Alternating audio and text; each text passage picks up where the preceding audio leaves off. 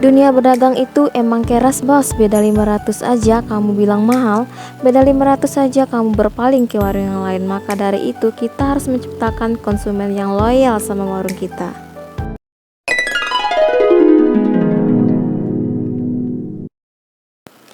Hai semua, welcome back to my YouTube channel. Jumpa lagi di vlog kesehariannya ibu rumah tangga yang mempunyai bisnis receh warung sembako di samping rumah.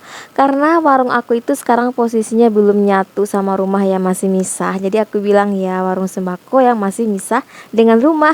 Seperti itu teman-teman. Apa kabar nih teman-teman semua ya? Udah kangen gak sih sama suara cempreng aku gitu ya? Karena beberapa hari ini aku belum up video ya teman-teman, karena aku tuh posisinya lagi sakit, lagi flu berat, demam gitu ya teman-teman. Tapi bukan demam malah rindu gitu ya, karena suaminya di samping aku terus. Seperti itu, jadi sakitnya itu nggak kangen, menahan rindu yang berat seperti itu.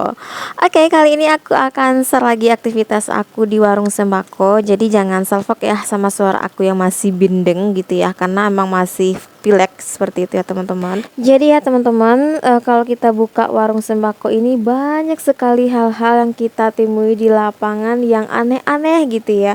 Dan beberapa kendala-kendala yang datang gitu ya teman-teman. Kadang hal-hal aneh yang kendala yang datang itu malah datang itu dari orang-orang terdekat kita seperti itu teman-teman. Misal nih ya teman-teman, salah satunya realita berdagang itu yang banyak terjadi. Yang pertama itu ya jangan aneh gitu ya bila tidak dibeli sama orang-orang terdekat kita. Nah itu kebanyakan realita yang ditemui di lapangan ya teman-teman. Seperti pengalaman aku juga, ya jangan berharap deh gitu ya dibeli sama orang-orang terdekat kita. Paham kan ya bun ya, orang terdekat kita terdekat gitu ya. Kadang orang terdekat kita itu atau orang yang kita kenal itu nggak ingin kita berkembang gitu ya, nggak ingin warung kita itu bisa sukses seperti itu teman-teman. Kadang apa yang kita jual nih sama dengan yang dia beli di warung yang lain gitu ya. Bahkan dari segi harga juga bisa dibilang tuh lebih murah di tempat kita, tapi mereka tuh lebih memilih belanja tuh di tempat lain ketimbang belanja di dekat kita aja nih, yang dekat-dekat sama dia seperti itu ya. Kadang pemikiran orang itu sih beda-beda ya teman-teman, tapi kita tetap berusaha untuk positif aja gitu ya, walaupun di dalam hati kenapa ya bertanya-tanya, maklum ya nama juga manusiawi ya teman-teman. Jadi kita bertanya-tanya kenapa ya mereka tuh nggak mau belanja di tempat kita, padahal di sini udah murah loh, padahal di sini kan lebih dekat gitu. Tapi kita nggak perlu khawatir juga ya teman-teman, walaupun misalnya nih ada yang mengalami seperti itu, nggak dibeli sama orang terdekat, mungkin Allah datangkan rezekinya sama orang-orang yang jauh gitu yang mampir di warung kita. Yang kedua, hal aneh ya realita berdagang itu, misalnya orang dekat kita nggak ada yang beli, malah yang sering belanja atau langganan ke tempat kita itu malah orang jauh atau rumahnya itu yang berjarak lumayan jauh dari kita. Misalnya seperti aku ini kan jalan lintas, tapi bukan jalan lintas yang tembus jalan besar gitu ya, tapi jalan lintas ke warung itu adalah jalan lintas orang-orang yang banyak dari luaran itu lewat di depan warung aku itu pergi berkebun gitu teman-teman. Jadi alhamdulillah banyak tuh yang singgah-singgah di warung aku, beli rokok, beli roti gitu ya teman-teman, beli minuman gitu ya untuk persediaan di kebunnya nanti. Jadi ya seperti itu ya teman-teman. Jadi kadang nggak datang dari dekat, mungkin Allah gitu kan hati-hati orang yang dari jauh gitu ya untuk mampir di warung kita. Nah realita berdagang yang ketiga itu yang banyak ditemui di lapangan ini nih, ngutang di warung kita, cashnya malah belanja di warung orang lain. Ada nggak yang ngalamin seperti itu? Aku rasa banyak ya yang pejuang warung sembako yang ngalamin seperti itu. Yakin nih nggak ada gitu ya. Nah gimana sih caranya nih bun ya, cara bilang ke orang itu agar nggak usah ngutang di warung kita, Atau gimana cara lembutnya biar orang itu nggak tersinggung gitu ya. Masa iya bun ngutang di warung kita cashnya di tempat orang lain gitu ya. Jadi ya kalau solusi dari aku ya bilangnya gitu ya, biar orangnya nggak tersinggung. Jadi kita itu ngomongnya lembut aja seperti itu tapi ngena gitu ke hatinya. Misal nih, oh jadi ibu ini bon dulu ya bu, ya udah deh nggak apa-apa. Tapi bu kalau ibu ngebon di sini, jangan cashnya di warung orang lain ya bu. Jadi kalau ibu ada uang cashnya di sini juga gitu ya. Nggak mungkin kan ibu ngebon di sini nanti kalau ibu ngecash di warung orang lain. Nah terus kita juga harus ngasih ketegasan nih berapa hari dia ngebon seperti itu ya teman-teman.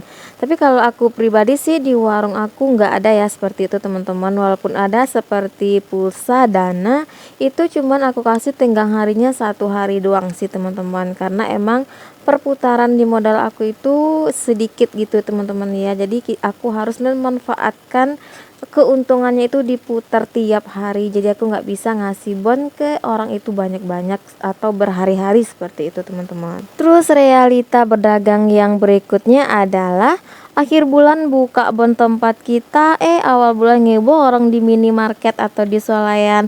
Ada nggak yang pernah ngalamin seperti itu? Kalau ada komen ya di kolom komentar aku. Terus realita yang terakhir nih adalah gara-gara uang 500 itu konsumen kita lari ke warung tetangga. Nah kalau udah seperti itu gimana nih bun solusinya gitu ya. Jadi kita harus menciptakan konsumen yang loyal nih sama kita. Jadi kita harus melengkapi barang dagangan kita di warung ya teman-teman. Kalau bisa tuh dari A sampai Z itu ada di warung kita ya. Walaupun barangnya itu slow moving gitu ya, paling enggaknya kita ada menjualnya tuh beberapa atau ready kan 3 pieces gitu ya. Yang penting apa yang ditanya konsumen itu ada ya teman-teman. Terus dari segi tempat dan kenyamanan pelayanan kita itu juga harus diperhatikan. Misal nih dari segi pelayanan kita harus ramah tamah kepada konsumen kita gitu ya. Walaupun misalnya nih dia pengen ngebon, kita nolaknya gimana ya, kita tolak aja secara halus kalau misalnya modal kita itu masih sedikit gitu ya teman-teman. Nah kalau misalnya konsumen kita itu udah biasa langganan di tempat kita dan sekali-kali dia ngebon, kalau menurut teman-teman nggak apa-apa ya dikasih aja gitu ya. Tapi tetap ya kita harus kasih tenggang waktu ke konsumen tersebut ya teman-teman. Karena kalau kita nggak ada ketegasan nanti lama-lama jadi kebiasaan. Nah kita juga tuh yang repot.